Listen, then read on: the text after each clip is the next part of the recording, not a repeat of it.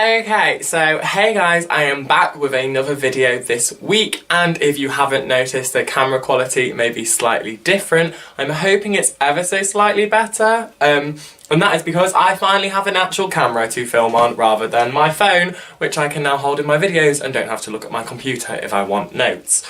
Okay, so I was thinking of something easy I could do for this week's video, and I was thinking of what's happened recently in my life and what I could talk about, and one thing that happened was Christmas. My family had quite an eventful Christmas day. My entire family always go to my granddad's for Christmas Day, and this year quite a peculiar thing happened in the fact of we always go on a walk so we can go around my granddad's village and we can look around, and it's very sort of nice to look at all the lights, and because everyone in his village knows each other, it's very much like, here's our lights, come and have a look, and they're all very extravagant and it's really nice. So we always do that, and this year whilst we were on the walk there was a Springer Spaniel on the road, and it was very cute but looked very wet and very fat, and that is a valid part of this story, of that we knew it was someone's pet because of how fat it was. Because you know when a dog's someone's pet and when it's not, because a dog can't be that fat if it's a stray. Now then, this dog was very well trained and very nice, and it had a collar on, so I got it to come to me, and it was really nice, and it sat down. It was very well trained. It would sit when you told it to, it would wait and all sorts, and eventually we realised it had a collar but it had no tag. The dog then started walking with us, but there was a family up the road from us walking towards us, so we were like, oh, I'm sure they're with them and whatever.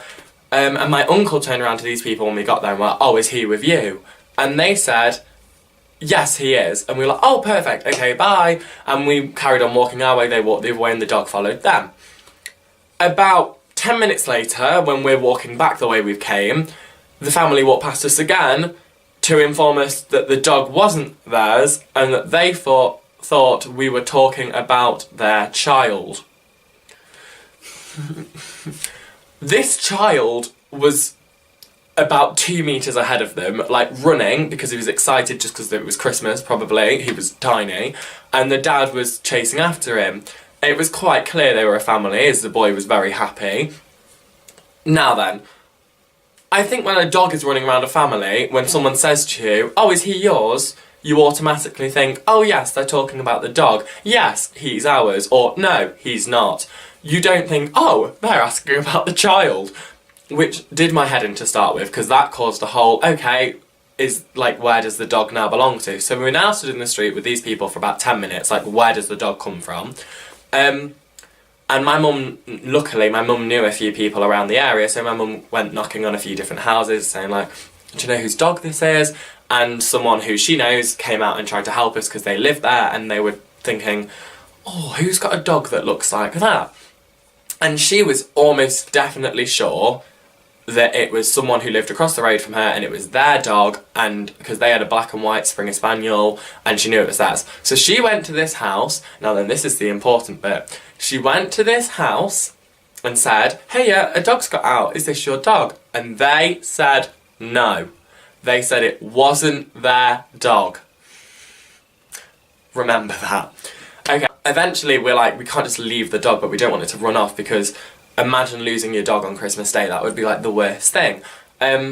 So we put it on, my uncle had a belt on, so he took his belt off and put it on the lead, and I started walking the dog because it quite liked me for some reason. So I started walking the dog on my uncle's lead, which was a nightmare and a half because the dog was quite a pulley dog on the lead, and he was really pulling.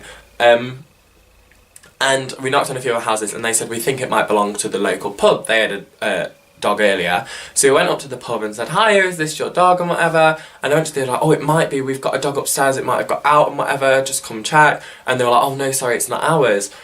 And but the pub people were really nice, and they were like, hey, well, whilst you're looking, do you want to come in, have a drink and whatever? Because the pub was closed, by the way. They were having their family Christmas meal, and they let us stay in there.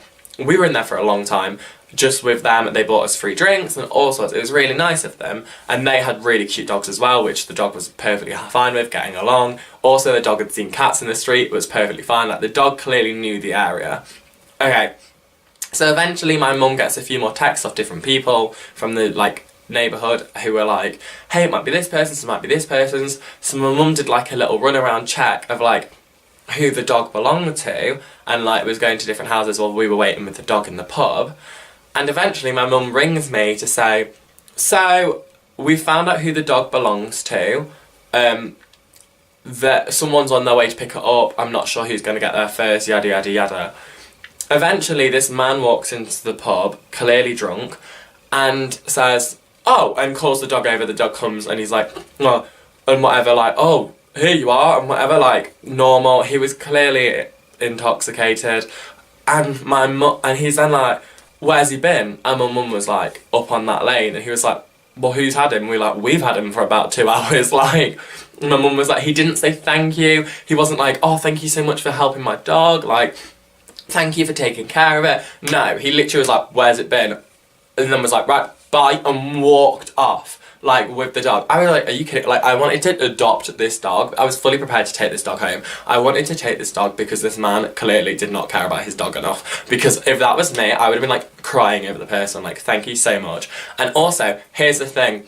The man whose dog it was the man from the house at the start who said, no, it's not our dog.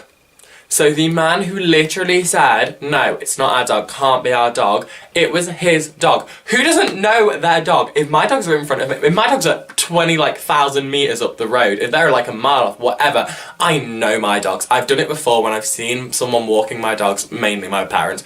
But I can see my dogs and I'm like, they're my dogs. And then we've got up close and I'm like, see, they're my dogs. How does someone not know their dogs? Like, it was so baffling. So we spent about 2 and a bit hours of our Christmas day taking care of this lost dog when we could have spent about 10 minutes on it if this stupid man had just said, oh yeah, it's my dog in the first place, when it was his dog. Made me so aggravated because although it was like a funny experience, I was absolutely covered in dirt because the dog was filthy. And my jean, and he jumped a lot on me and stuff and sat in between, like, by my, like, legs and stuff, like, and he'd got me absolutely drenched, and he smelled, and we all smelled disgusting because the dog was that smelly, he made everyone else smell disgusting, and it was very annoying and very stressful, even though he was very cute, and the man can literally F off because he should have known his dog and should have been more thankful. That's it for this story. So that is literally it for this story. I just wanted to have a rant because this annoyed me so much. And also because I wanted to test out my camera and film a new video. But I think I'm going to film like 4 videos today, so if I look exactly the same in all of my other videos, that's why.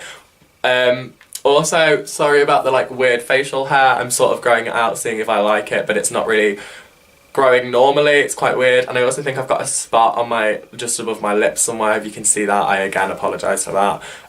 But yeah, hope you guys enjoyed this video, and I'll probably be back next week with another one. Bye!